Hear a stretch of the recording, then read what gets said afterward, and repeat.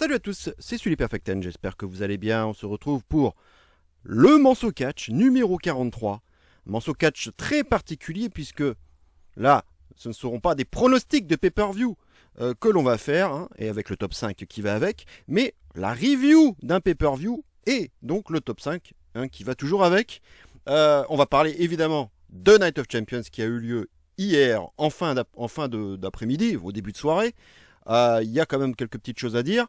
On va essayer d'être le plus concis possible et le plus précis possible, puisque évidemment la vidéo va être un peu plus longue que d'habitude, qu'une vidéo review de pay-per-view classique, hein, puisqu'il y aura aussi donc le top 5. On va d'ailleurs parler tout de suite hein, du sommaire donc, de ce show, de cette vidéo, pardon. Voici le sommaire, donc évidemment, donc, la review de Night of Champions et donc le top 5 des matchs du mois écoulé, donc tout ce qui s'est passé, des matchs que j'ai préférés lors du mois de juin. Voilà, sans plus attendre, on va commencer donc par le gros morceau, à savoir la review de Night of Champions. Je vais d'abord vous présenter le poster du show avec sa note globale et un commentaire général sur ce que j'en ai pensé, hein, comme d'habitude. Voici le poster. Je n'ai donné donc que la note de 2,75 à ce show. Une note donc assez faible, hein, pour ce qui à mon sens fut le moins bon pay-per-view de l'année, hein, du côté de la WWE, rien que ça.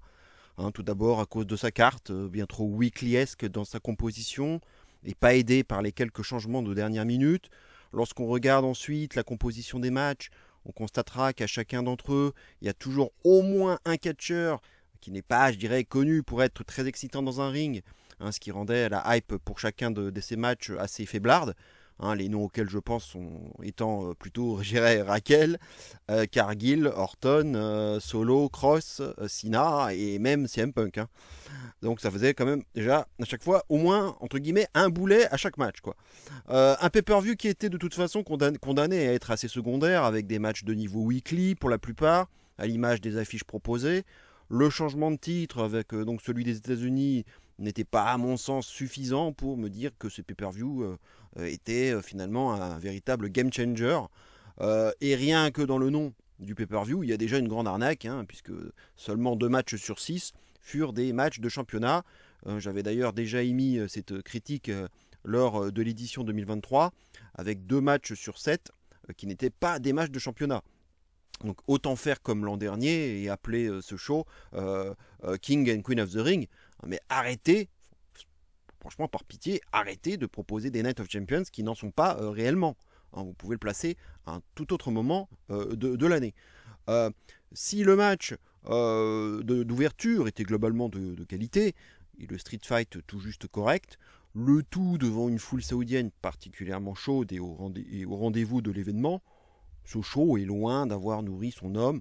La faute à de trop nombreuses interférences, un booking répétitif et paresseux, manquant de prise de risque, une affreuse finale de Queen of the Ring qui expose une nouvelle fois au grand jour les lacunes de Jade Cargill, la fraude, entre guillemets, et un cross contre Sami en bouche-trou, hein, weeklyesque au possible et déjà oublié d'ailleurs, un filon de la Bloodline usé jusqu'à la moelle et qui semble inépuisable pour ne pas dire décourageant, hein, en se demandant si cela va s'arrêter un jour, et enfin un mini-event bourré de clins d'œil hein, et plein de star power, mais également sévèrement gâché par l'overbooking, une arme bien trop souvent utilisée par la WWE de façon paresseuse, comme pour masquer leurs lacunes au niveau créatif. Et comme je l'indiquais sur la vignette donc, de ma vidéo, j'ai au moins apprécié, je dirais, ce parallèle que l'on peut faire dans ce show entre d'un côté un Cody Rhodes de plus en plus parti, je dirais, vers la voie du heel turn, et un Cena de plus en plus parti vers celle du face turn, donc d'où mon titre Destin croisé, hein, et donc peut-être jusqu'à SummerSlam, hein, peut-être, voire plus tard pour un match 3 éventuel entre les deux, qui aboutirait peut-être donc à ce fameux double turn dont j'ai déjà parlé dans mes précédentes vidéos. Les deux courbes, donc, en tout cas, sont en train de sérieusement et de dangereusement se rapprocher. Et l'image, en plus de fin, donc avec Cena, la ceinture à l'épaule et le regard vers nous, comme Cody dans le poster de Backlash 2024, hein, comme je l'ai mis dans ma vignette, bah, ça pourrait être un sacré clin d'œil à ce qui pourrait se passer dans les semaines et les mois à venir. Hein. En tout cas, c'est la seule chose vraiment intéressante, je dirais, que je ressortirais de cette édition de Night of Champions 2025, hein, globalement fort dispensable. Hein. Je vais à présent vous présenter les notes que j'ai donné aux différents matchs, en allant dans l'ordre de leur apparition, avant d'entrer dans le détail de chacun d'entre eux. Voici donc le graphique. Randy Orton contre Cody Rhodes, 3 étoiles et demie. Raquel Rodriguez contre Rhea Ripley, 3 étoiles 25. Sami Zayn contre Karrion Kross, 2 étoiles et demie. Solo Sikoa contre Jacob Fatu, 2,75. Jade Cargill contre Asuka, le moins bon match de la soirée, 2 étoiles seulement. Et enfin le main event, Cena Punk, 3 étoiles 25. Voilà, c'est parti, on va rentrer donc dans l'ordre. Et on va commencer donc évidemment par l'opener, à savoir Randy Orton contre Cody Rhodes, donc la finale du King of the Ring, 3 étoiles et demie pour la note. Donc finalement, Cody a bel et bien battu Jey Uso en demi-finale. C'était pas mon prono, même si je savais que Cody était le grand favori de ce match. Mais comme à mon sens, Cody n'avait pas besoin de gagner le King of the Ring après avoir piné Cena au Money in the Bank, j'étais plutôt parti sur Jey Uso. Ça permettait au moins d'avoir un peu de choses à raconter entre Cody et Orton, qui ont un gros historique évidemment en commun, mais avec un vainqueur qui était donc assuré de provenir de SmackDown et donc d'affronter le champion de SmackDown à SummerSlam, cela rendait encore moins probable une victoire de Punk dans le mini-event, vu qu'il est à Raw, quoi. Avec un Jey Uso contre Orton en finale, même si la fiche n'est pas très excitante, au moins la WWE aurait assuré un minimum de suspense. Bon, c'est dommage, quoi. Bel accueil pour Orton lors de son entrée. Le public chantant son thème avec beaucoup d'entrain. Même chose pour Cody Rhodes. L'ambiance est pour le moins électrique au moment où la cloche sonne. Une narration va vite s'installer autour du bas du dos d'Orton suite à une superplexe qu'il va porter. On sait que c'est une zone assez sensible chez Orton depuis pas mal de temps maintenant et qui lui avait coûté une longue absence de 18 mois. On constatera alors que Cody n'a pas d'état d'âme, il va capitaliser sur cette blessure. Orton ensuite va réaliser son combo habituel, backbreaker, neckbreaker, sur lequel il va lui-même vendre sa douleur dans le bas du dos. Cody continue son assaut en appuyant le dos d'Orton contre le poteau, une stratégie qui peut surprendre de sa part de prime abord, mais qui peut forcément être intéressante pour les mois à venir. Même suite à son power slam, Orton a bien du mal à tenter le tomber dans la foulée. 2 Cody cutters consécutifs ne suffiront pas à battre Orton par la suite. Le comeback d'Orton sera bien pompé par la foule qui clairement préfère Orton à Cody. Orton se dégagera ensuite d'un crossroads. Un RKO from out of nowhere ne suffira pas non plus à battre Cody. Orton voit alors une ouverture lorsque Cody est à 4 pattes. Il s'élance alors pour son punt-kick, move qu'on n'avait pas vu depuis longtemps et qu'on aurait sans doute dû voir contre Owens à Mania. Mais Orton nourrit quand même quelques remords et perd un temps fou. Il finit quand même par s'élancer, mais c'est trop tard. Cody esquive le punt-kick et enchaîne avec un figure 4. Bon, dommage de voir cette prise maintenant, alors qu'aucun travail à la jambe n'avait alors été effectué par Cody. Ça, c'est dommage. Une soumission sur le dos d'Orton, comme un Boston Crab, un sharpshooter ou bien une camel clutch, aurait sans doute été un choix plus judicieux. Orton réussira à briser la prise en agrippant une corde.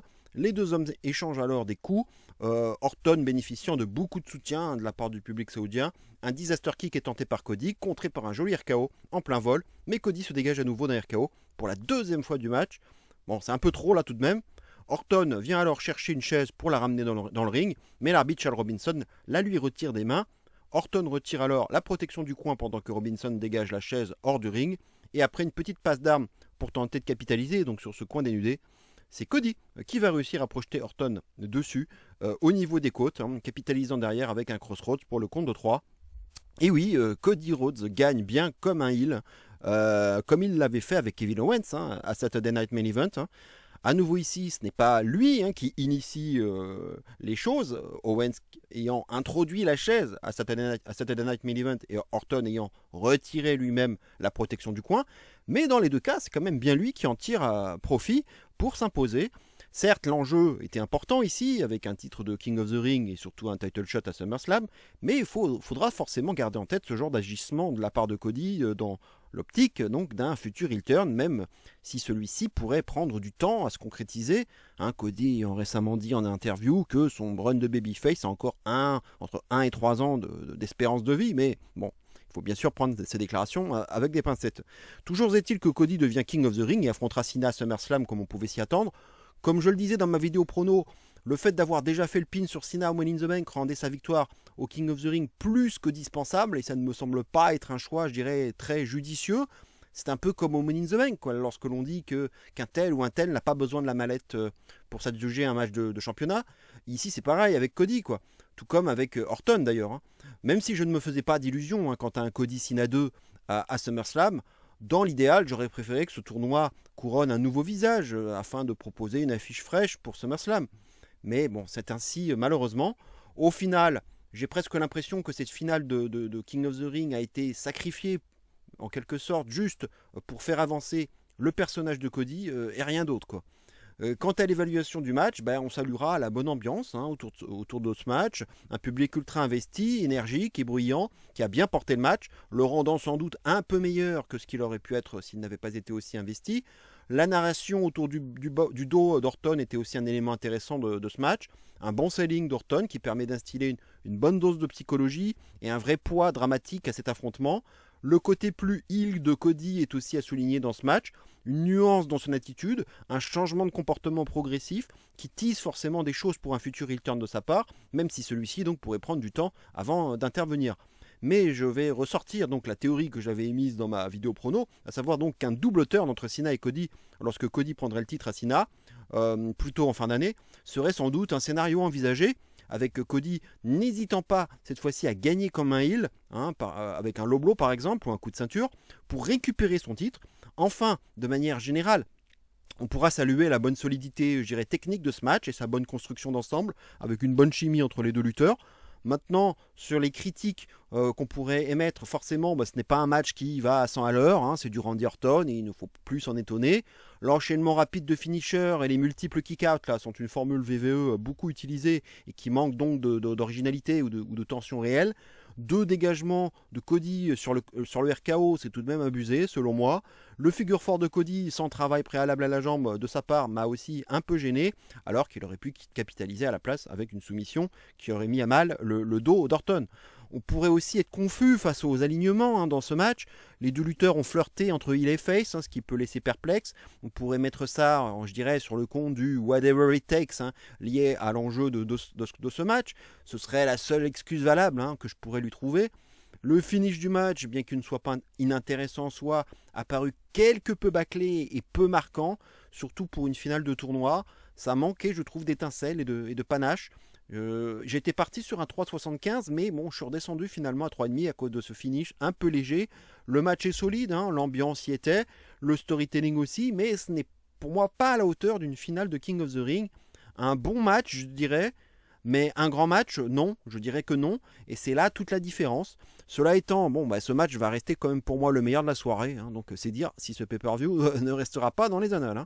On va passer maintenant au match suivant, Rhea Ripley contre Raquel Rodriguez dans un street fight, 3,25 pour la note, affiche étonnante donc dans ce pay-per-view qui n'avait pas encore été annoncé lors de ma vidéo prono, ça aurait pu à mon sens largement suffire en weekly, mais bon, ce match a visiblement été remplacé, visiblement un match de championnat prévu entre Io Sky et Liv Morgan, donc on peut les excuser de ce côté-là, même si j'aurais largement préféré un triple threat par exemple entre Valkyria, Lynch et Bayley autour du titre intercontinental. Personnellement, ils vont peut-être le garder pour Evolution, voire SummerSlam. Je comptais cependant sur le bon souvenir du Last Woman Standing de NXT en 2021 pour me dire que ce street fight entre Raquel et Rhea était en mesure de nous offrir un bon match, d'autant plus que Rhea et Raquel se connaissent bien, ils sont 2 vrais amis, comme on a pu le voir donc dans le vidéo package d'avant-match. Le tout premier street fight de Rhea à la VVE, bizarrement, c'est aussi à noter. Et aussi à noter que Raquel se balade avec les 2 ceintures tag. Ça n'a toujours aucun sens de ne pas avoir rendu ces titres vacants immédiatement, quoi. Pierce et Aldis ont certes discuté du statut de ces titres à SmackDown, mais leur notion d'urgence n'est visiblement pas la même que la mienne. Enfin, passons. Un premier spot marquant fut la powerbomb de Raquel sur la protection de la table des commentateurs que Rhea avait elle-même disposée au niveau de la Timekeeper Area. D'un point de vue visuel comme sonore, ce spot aura fait son effet. Raquel sort les escaliers d'acier, mais se fera fracasser la tête dessus par Rhea, qui sortira ensuite sa ceinture pour fouetter Raquel avec. Enchaînement Razor's Edge et coup de pied glissé par Rhea, mais dégagement de Raquel. Rhea enchaînera avec son Prison Trap, mais Roxanne Perez arrivera comme ça pour casser la prise from out of nowhere. On pouvait se douter de son intervention, surtout au vu du dernier Raw, où finalement L'association Roxane-Raquel a semblé déjà bien fonctionner, ce qui sera aussi un bon élément à raconter lorsque Liv Morgan reviendra de blessure. Mais bon, pour cela, il faudra savoir s'armer d'une bonne dose de patience. Rhea réglera ensuite le cas de Roxane à nouveau d'un coup de pied glissé contre une poubelle que Rhea avait disposée au préalable sur Roxane. Ça permet en tout cas à Raquel de revenir dans le match et de surprendre Rhea en lui projetant violemment le visage contre les escaliers d'acier, suivi d'un corkscrew splash, mais kick-out de Rhea. La Tejana Bomb sur la table est contrée par Rhea, qui se mangera une big boot de Raquel à la place. Raquel a alors l'idée saugrenue de disposer la table à l'horizontale sur la troisième corde comme contre le coin. Rhea reprend l'avantage et monte sur cette table, aussi bancale je dirais qu'une planche de surf, et place Raquel en position de Super Riptide ou d'Avalanche Riptide pour l'écraser au sol. L'arbitre ayant quand même bien pris soin au préalable de tenir la table. Le spot est réussi et se passe sans encombre. Rhea s'impose alors sans trop de surprise. Si j'avais pu faire le prono à l'époque, avant la semaine dernière, j'aurais aussi misé sur Rhea, d'autant plus qu'elle avait été mise en difficulté dans le dernier Raw, selon le théorème consacré. Le Street Fight permettait a priori de clôturer la rivalité. Rhea avait plus besoin de gagner que Raquel, à mon sens, afin de se relancer dans la course au titre, que ce soit à Evolution ou bien SummerSlam. Raquel ne pouvait gagner, je dirais, qu'à une condition, je pense, c'est que Rhea n'ait pas de programme pour un titre dans les semaines à venir. Et pour moi, à partir du moment où Rhea gagne, c'est qu'à mon sens, cela signifie qu'elle va à nouveau tourner autour d'un titre cet été. Ça, j'en suis quasiment persuadé. Quant à l'évaluation du match, un match, somme toute, je dirais assez correct dans l'ensemble, qui confirme que Raquel est bien meilleure lorsqu'il faut ajouter une stipulation là, de ce style-là. Un combat intense, rude et avec une bonne alchimie évidemment entre les deux lutteuses qui se connaissent bien, donc c'est une chose à laquelle on pouvait s'attendre. Possiblement la meilleure performance de Raquel dans le main roster même, ou du moins l'une de ses meilleures. La powerbomb de Raquel était plutôt cool, l'utilisation d'armes également, même si on aurait quand même sans doute pu aller encore plus loin que ça, je pense. L'avalanche Riptide depuis la table était également un joli finish d'un point de vue visuel et qui s'est déroulé donc sans encombre. Sachant que ce combat a remplacé un autre match initialement prévu, les deux ont su produire un combat, je dirais, plus que décent.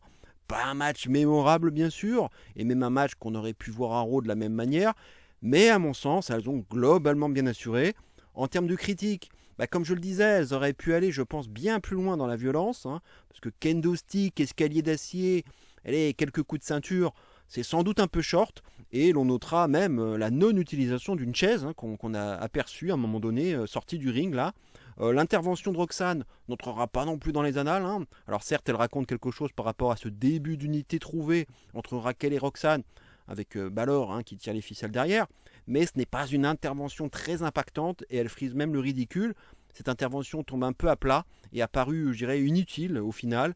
En comparaison avec le dernier Raw, ça aurait été bien plus impactant d'utiliser justement ce segment de Raw lors de ce combat à la place, quitte à mettre autre chose à Raw, avec Roxane qui grimpe donc sur le dos de Rhea, permettant à Raquel d'en profiter avec une Tejana Bomb sur une table. Là, on aurait pu considérer l'intervention de Roxane comme vraiment utile. La défaite de Raquel est aussi un élément qui pourrait être critiqué. Certains pensent que d'ailleurs Rhea n'avait pas nécessairement besoin de gagner ce match.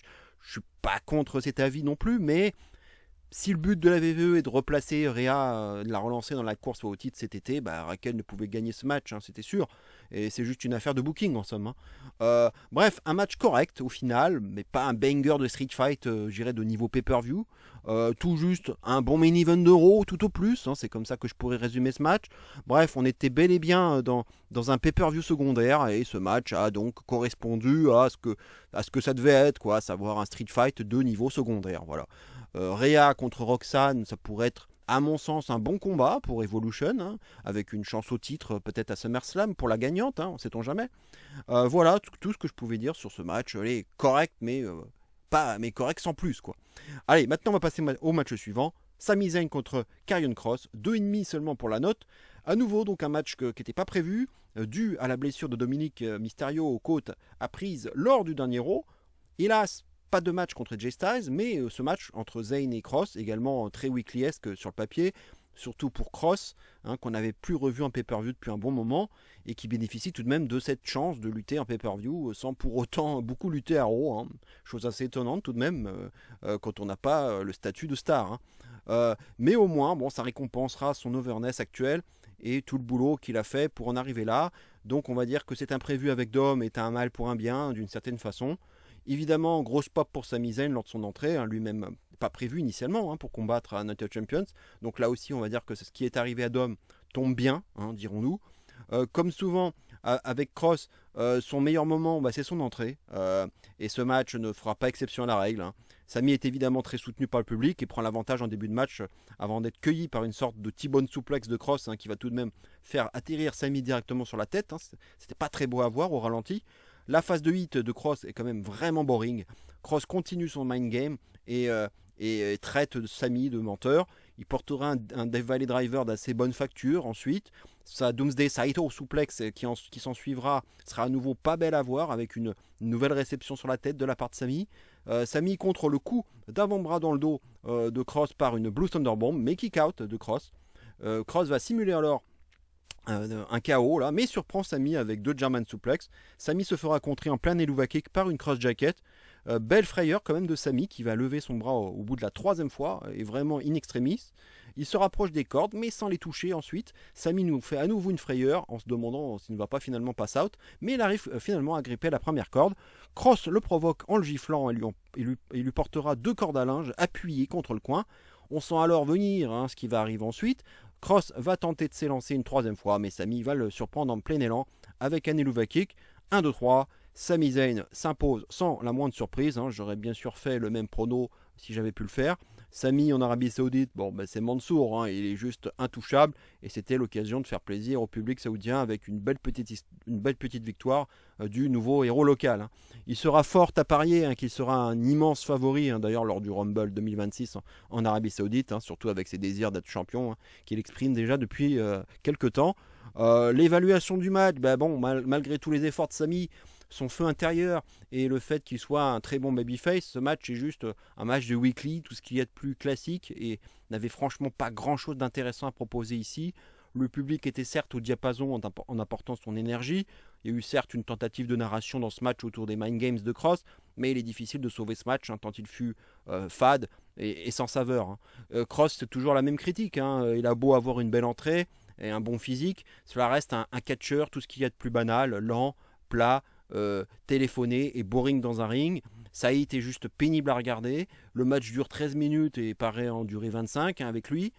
Certains pensent qu'il aurait dû gagner, mais quand on est en Arabie Saoudite, il n'y a juste aucune chance de voir Sami perdre. Et puis, vu ses ambitions d'être champion, si tu n'arrives pas à battre un low carder comme Kross, ça ne sert strictement à rien, quoi. Alors oui, ça fait encore une défaite pour Kross malgré sa petite overness actuelle, mais bon, à la VVE, rien n'est jamais acquis et ça ne veut pas dire qu'il n'aura pas son push à un moment donné. Mais bon, même si j'y crois pas trop. L'Helluva Kick éclair ne m'a pas paru être un mauvais finish. Il vient en réponse, je dirais, à quelqu'un qui te provoque sans arrêt depuis des semaines et même pendant le match. Je ne le rangerai pas dans la catégorie des finishes tombés du ciel, comme la VVE en use souvent.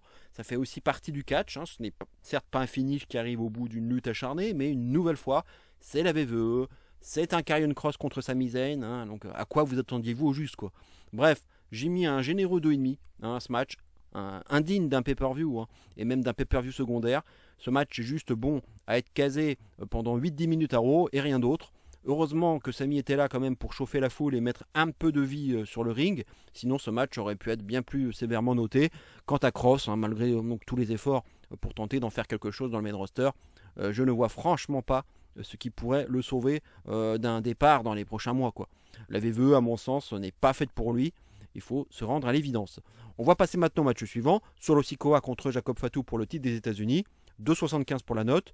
Alors lors de l'entrée de Sikoa, on a pu voir 2 stats qui à mon sens te donnaient quand même de bonnes indications quant au résultat du match. D'abord le fait que Solo soit à 2-0, 2 victoires à 0 à Riyad d'une part. Mais surtout le fait de souligner qu'il n'a jamais gagné de titre single dans le main roster. Donc là, très franchement, quand j'ai lu ça, je me suis dit que ça sentirait bon quand même pour lui. Et au final, je me suis pas trompé. Solo ne perd pas de temps, va attaquer Fatu avant même que la cloche ne sonne. Fatu prendra ensuite l'avantage, puis Solo à son tour avec un spinning solo contre l'éperon du ring, suivi d'un Urinagi hors du ring.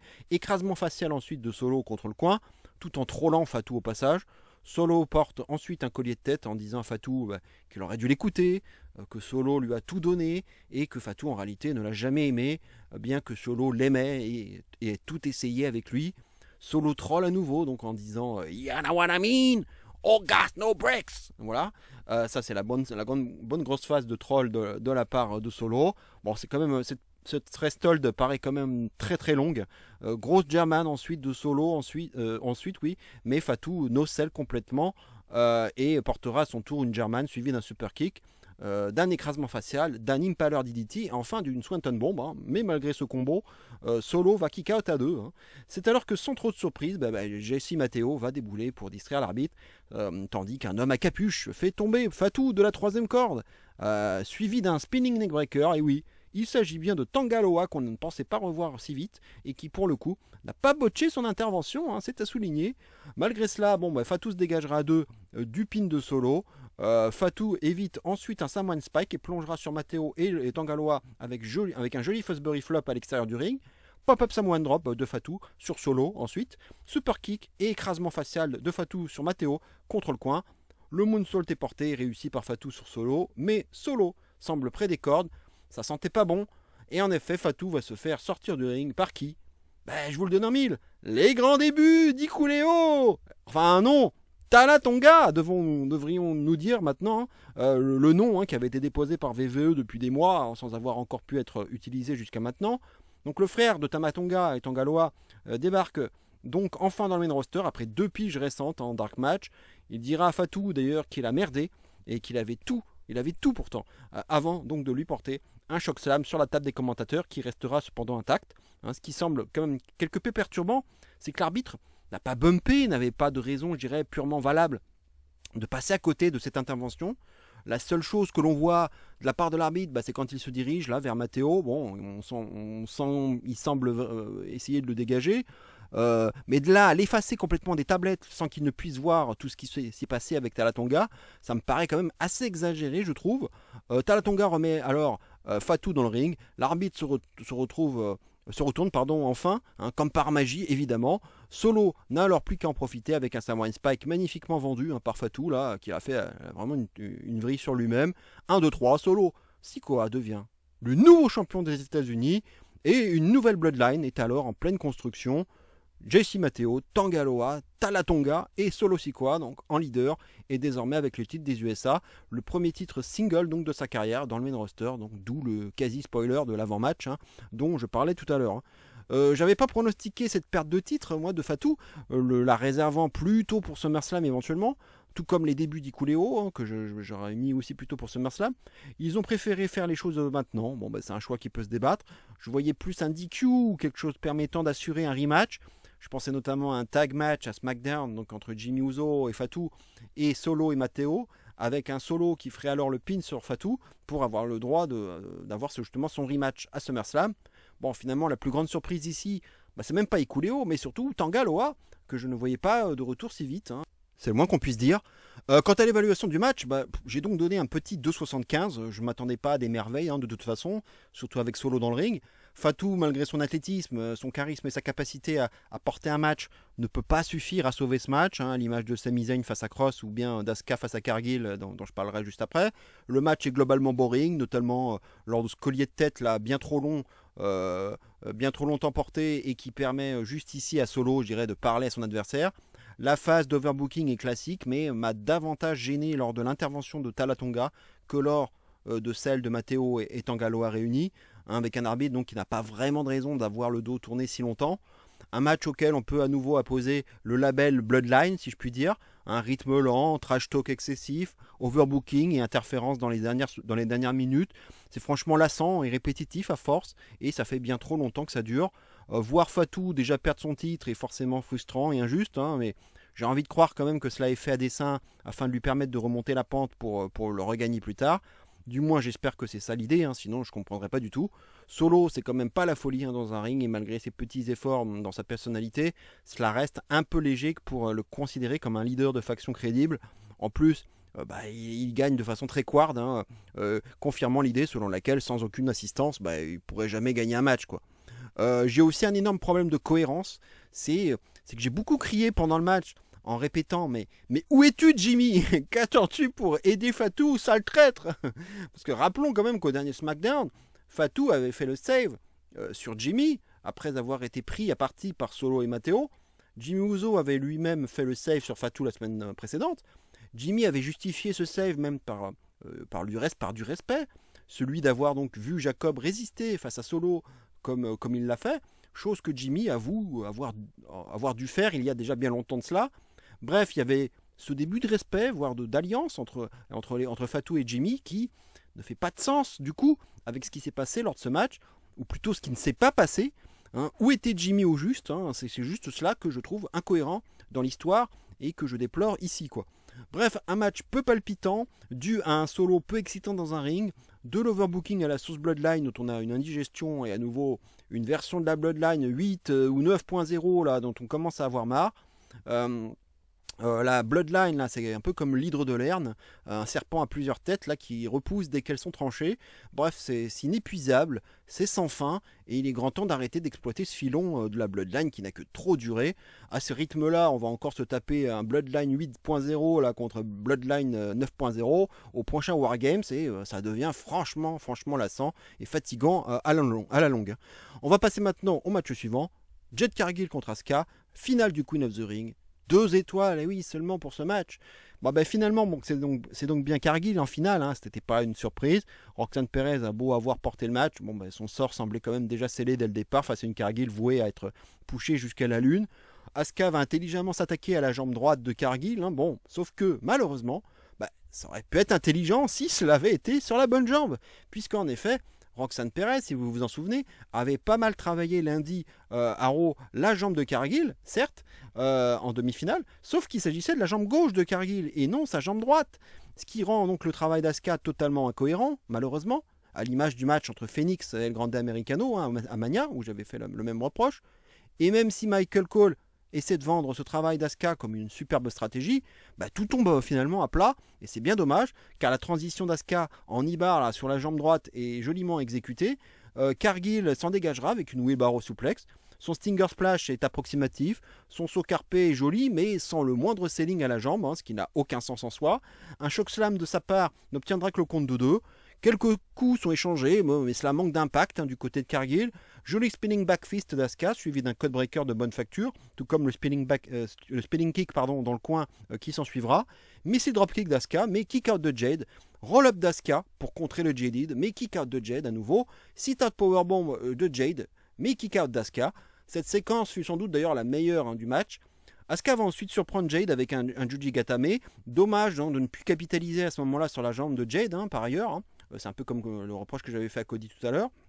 Big boot de Jade par la suite. Le JD ne passe toujours pas. Asuka contre avec un Asuka Lock. Cargill contre par un pin, là en se retournant, mais contre 2-2 seulement. Asuka pense alors prendre l'avantage avec 2 kicks et s'élance pour son Empress Impact, son hip attack, c'est comme ça qu'on l'appelle maintenant. Mais Jade va la contrer en plein vol là pour finalement porter son JD. Même le pin est affreusement exécuté par Jade, qui semble même retirer Asuka du sol, mais aucun plan de caméra ne permet véritablement de voir de façon claire si les épaules d'Asuka sont bien au sol. Mais en tout cas, c'est un horrible finish de finale de Queen of the Ring qui tombe totalement à plat et qui laisse le public sans voix.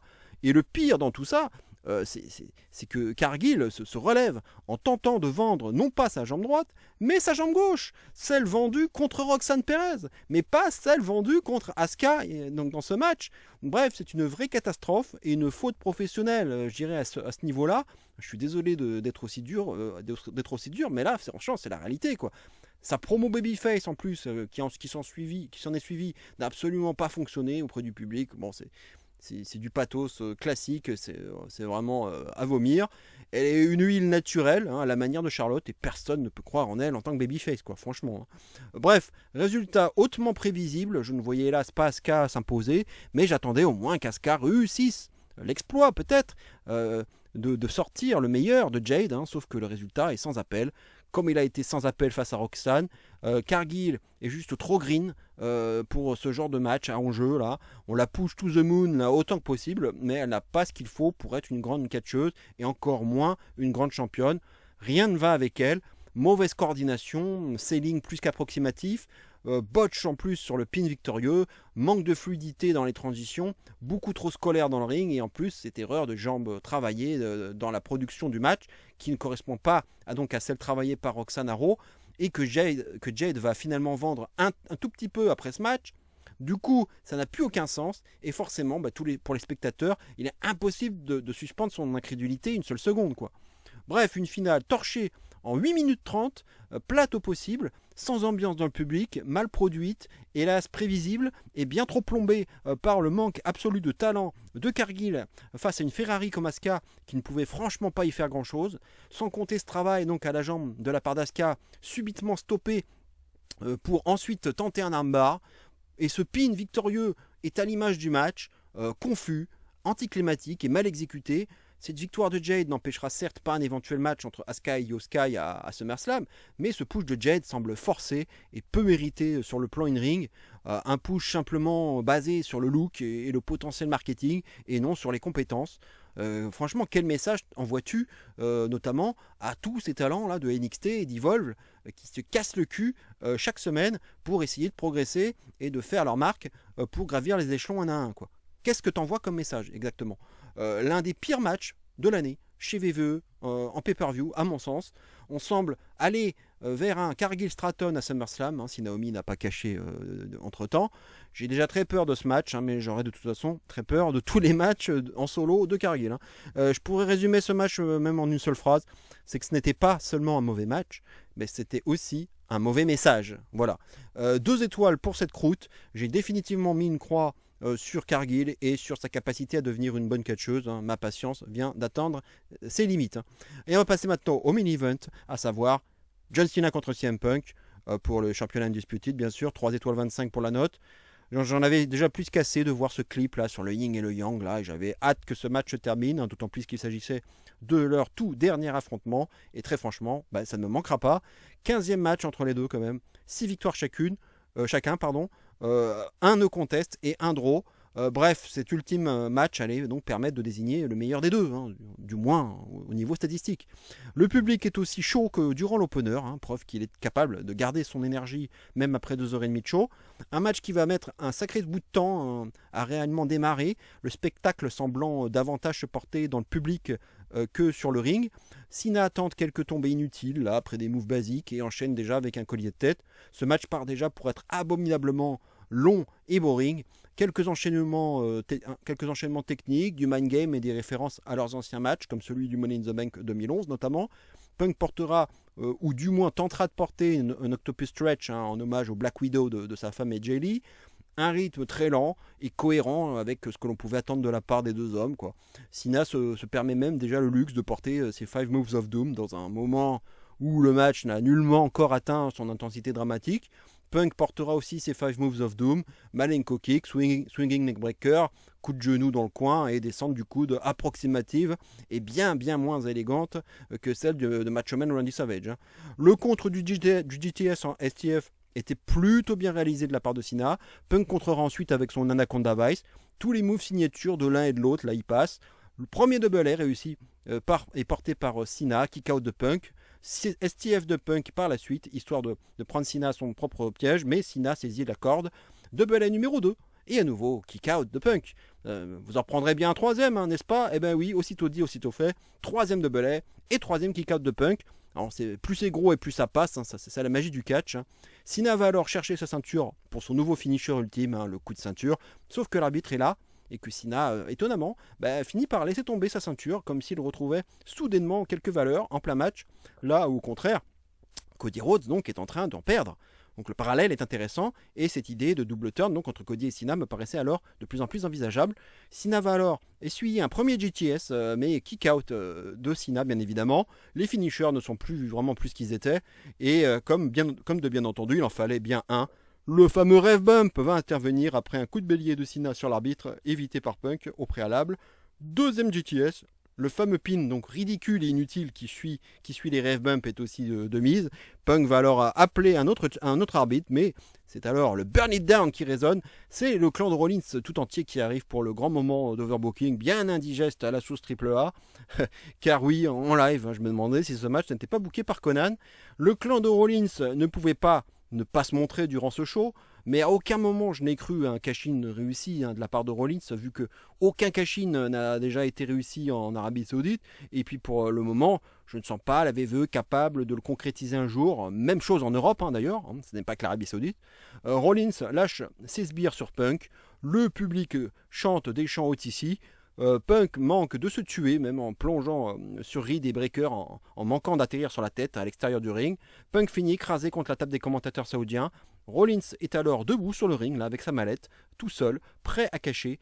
Il appelle un arbitre. Charles Robinson arrive alors avec sa course légendaire, quand soudain, il se fait tamponner par un Cena venu de nulle part pour le plus grand éclat de rire là, que j'aurais eu de tout ce show. C'est même le meilleur moment de toute cette édition de Night of Champions. Il y a zéro discussion possible pour moi.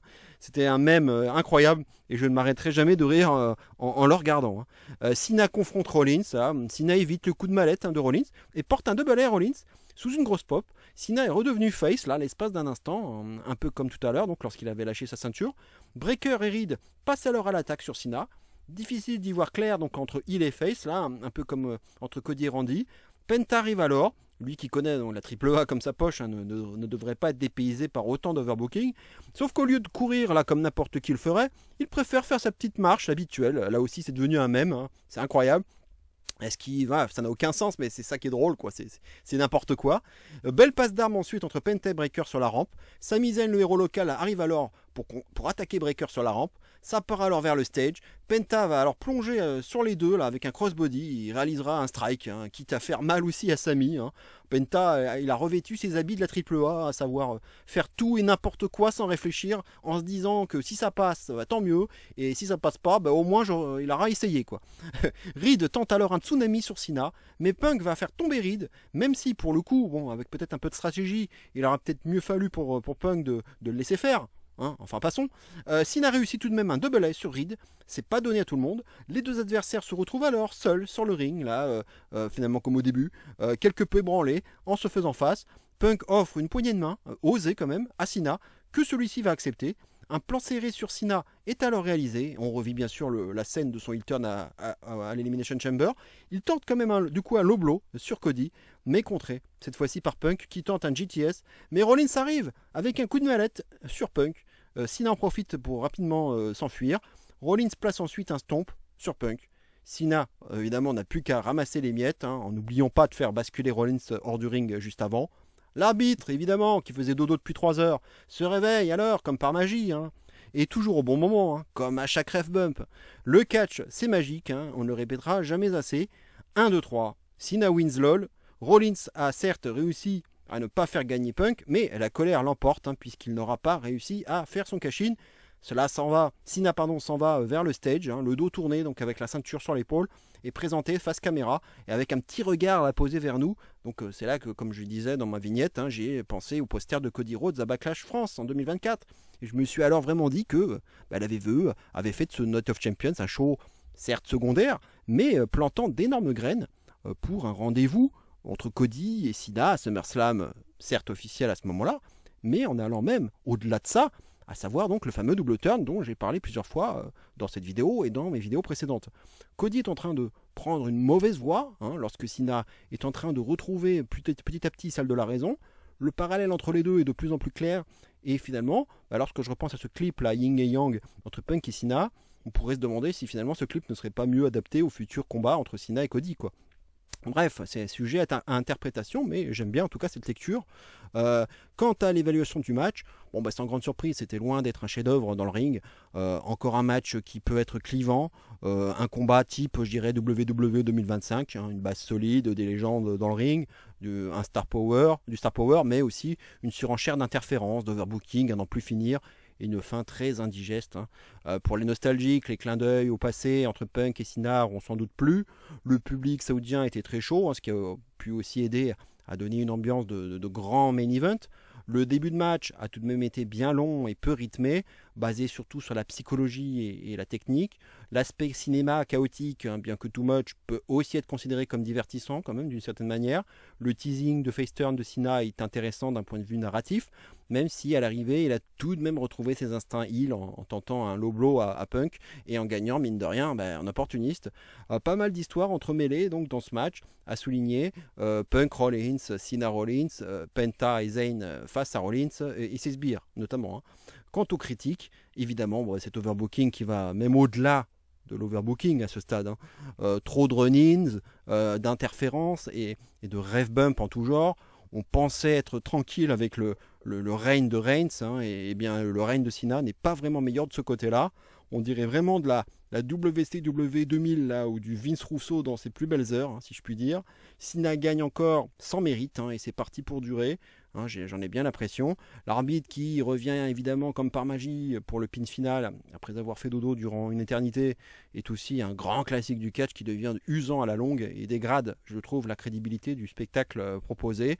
On pourrait aussi reprocher, même si ça n'a rien à voir avec le match, le simple fait de voir Punk dans un ring en Arabie Saoudite après toutes ces critiques passées, hein, comme si ses excuses la veille lors du kick-off, après son tweet de 2019, étaient d'une grande sincérité, quoi. Je crois qu'en termes d'opportunisme et d'hypocrisie, ce gars-là n'a plus rien à nous apprendre. Hein. Bref, je peux ni donner une note élevée ni une note faible à ce match, d'où ma note de 3,25.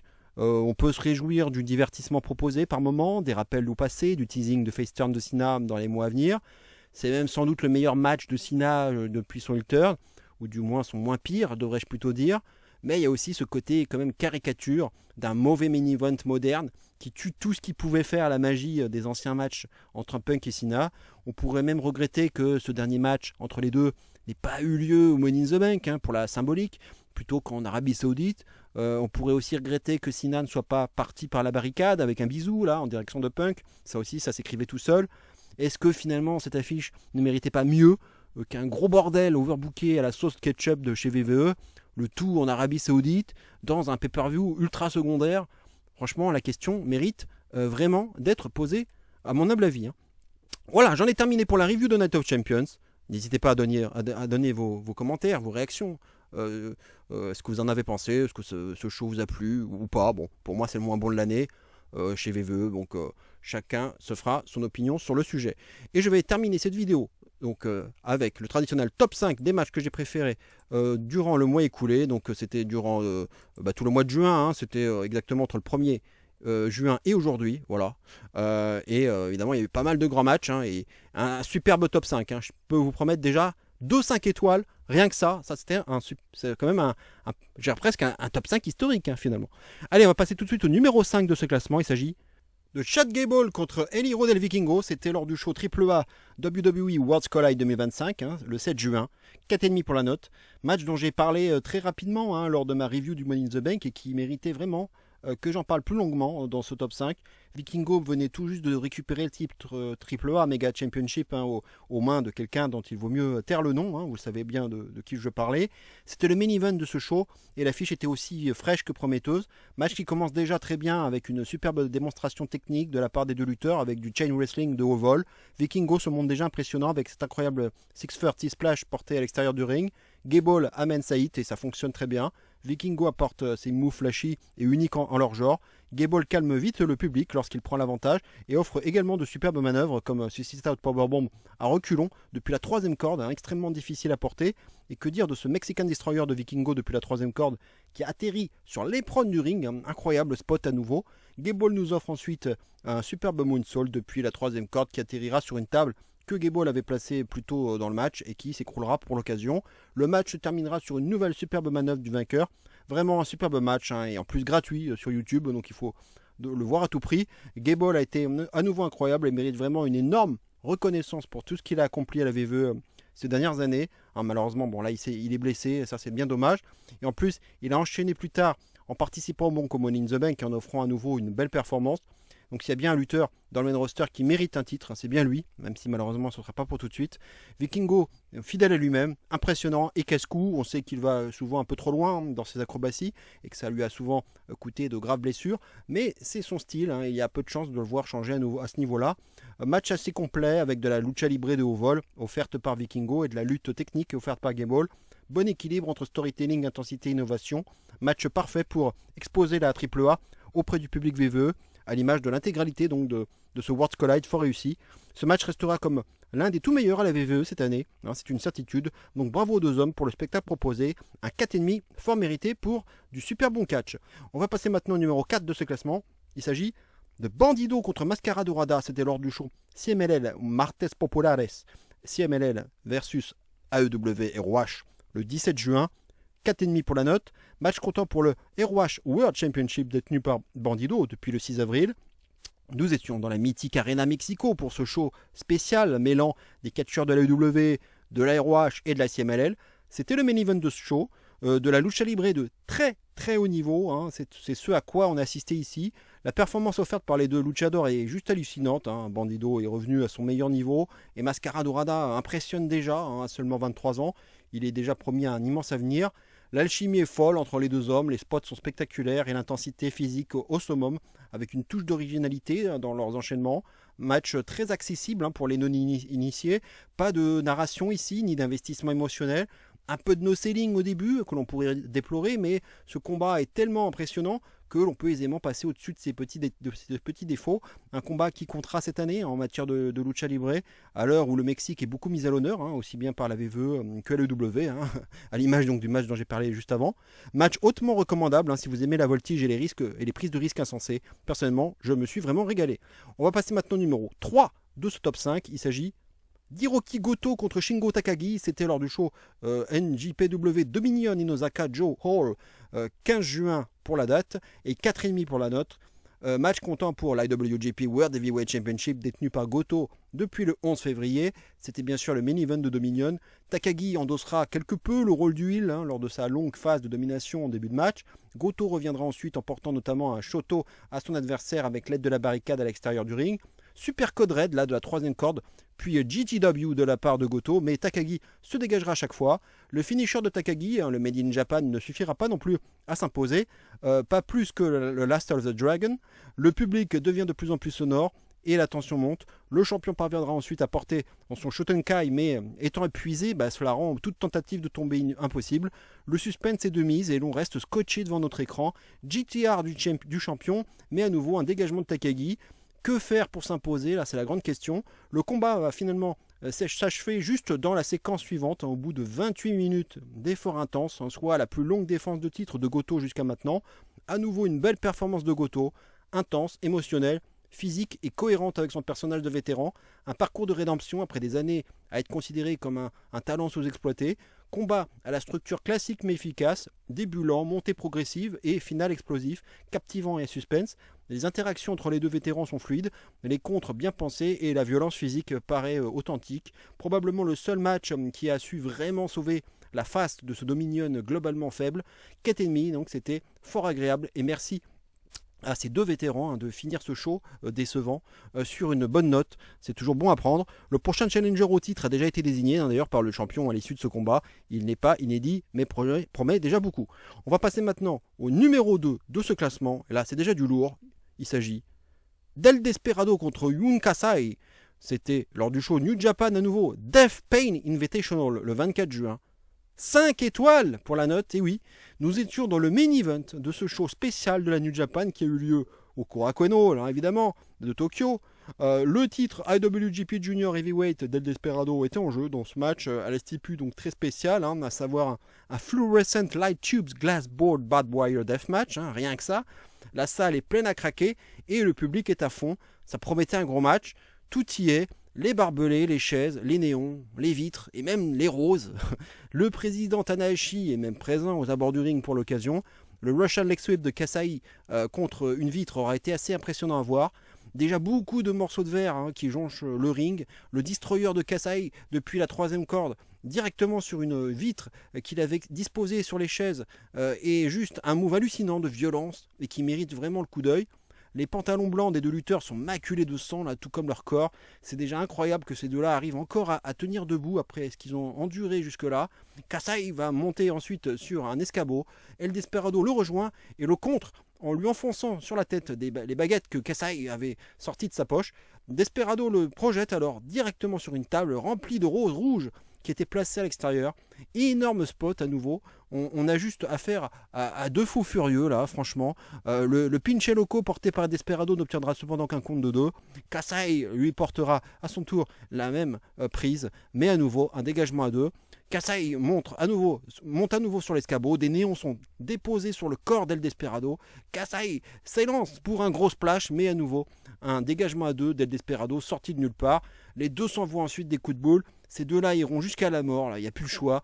2 pile drivers consécutifs sont portés par Kasai, mais même là, Desperado se dégage, on ne sait comment. C'est hallucinant ce qui est en train de se passer là. Kasai se dégage ensuite à d'un pile driver inversé contre des néons. Les deux hommes sont en transe et pètent tous les néons qu'ils trouvent sur leur chemin. C'est la guerre. Pinche loco de Desperado, encore un kick-out de folie, et avec le majeur levé, s'il vous plaît. Le match se finira sur un dernier finisher. Quel incroyable match, une dinguerie monumentale, une énorme charge émotionnelle. Ce n'était pas seulement de la violence gratuite, mais une véritable histoire racontée à travers le sang et les cicatrices, sur le respect, la rivalité, la douleur et la passion. Un candidat sérieux au titre de match de l'année, tout simplement, et possiblement aussi l'un des meilleurs deathmatch de l'histoire. Yun Kasai est une pure légende, il a plus de 50 ans, et il est capable de réaliser ce que peu de genoux oseraient faire, franchement. Ce match est un chef-d'œuvre en matière de deathmatch. Évidemment, on peut se sentir mal à l'aise si on n'aime pas la violence extrême ou bien si l'on recherche une narration plus classique. Mais ce match est vraiment marquant. La performance physique et émotionnelle est juste hors norme et marque un hommage vibrant à la carrière de Yun Kasai et à ses relations avec El Desperado. Inutile de dire que ce match est un must-see absolu, sauf si vous êtes trop sensible, bien sûr. C'est un 5 étoiles absolu, totalement mérité. Et dire que ce n'est même pas le numéro 1 de ce top 5, c'est dire.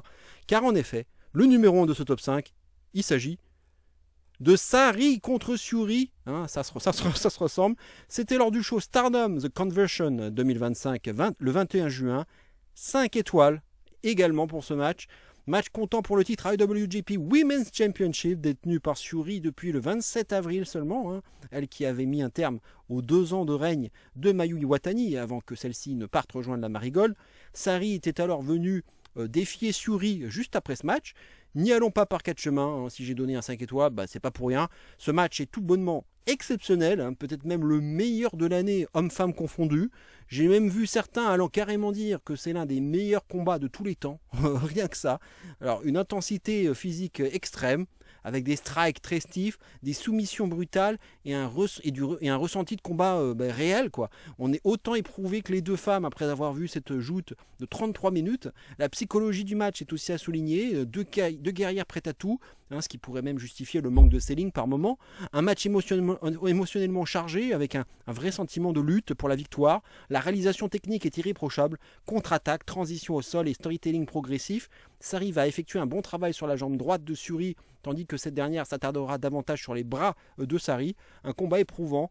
Si l'on parle de catch pur, c'est sûrement ce combat qui incarne ce que le catch moderne devrait être, le genre de match qui te rappelle pourquoi tu es fan de catch, une violence maîtrisée, une technique ciselée, une narration et une intensité émotionnelle à son apogée. Ce combat est une pure masterclass de catch féminin moderne. Sari continue de prouver qu'elle est la meilleure catcheuse du monde depuis environ 2 ans, et on est très loin de la Magical Girl empruntée de la NXT. On l'avait même presque oublié, elle.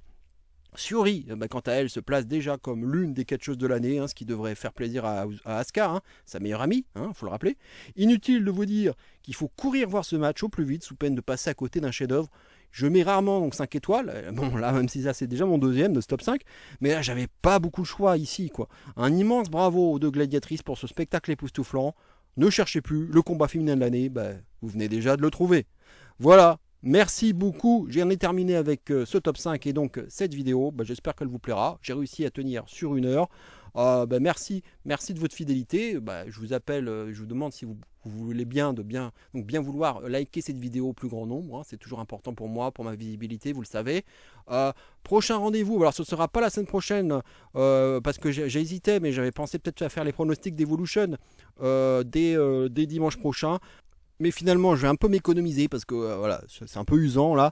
Et il fait très très chaud. Là, je peux dire que je souffre pour faire cette vidéo, même si c'est toujours de la passion et du plaisir. Mais là, c'est vrai que les conditions sont compliquées et je préfère me reposer la semaine prochaine et donc me réserver pour directement la review d'Evolution qui aura lieu en plus un jour férié, c'est parfait, le 14 juillet, donc le lendemain, puisque c'est un dimanche. Faudra faire attention parce que c'est le 13 juillet. On a un énorme week-end qui va arriver donc pas le week-end prochain mais l'autre, dans 2 semaines, avec le Great American Bash, avec All In du côté de l'AEW, Saturday Night Main Event et donc Evolution. Donc là, il y a 4 shows, là, ça va être un week-end vraiment chargé. Et donc je ne parlerai que d'Evolution. Donc le 14 juillet, on verra ce que ça donne. On ne connaît que Jessie Jane contre Jordynne Grace. Pour l'instant, on n'a pas d'autres matchs sur la carte, mais évidemment, ça va se compléter au fil de l'eau. Merci en tout cas pour votre écoute et votre fidélité. Portez-vous bien. Hydratez-vous surtout, faites attention à vous. Et d'ici là, bien entendu, n'oubliez surtout pas et plus que jamais, vive le catch. Et cero miedo. Ciao à tous.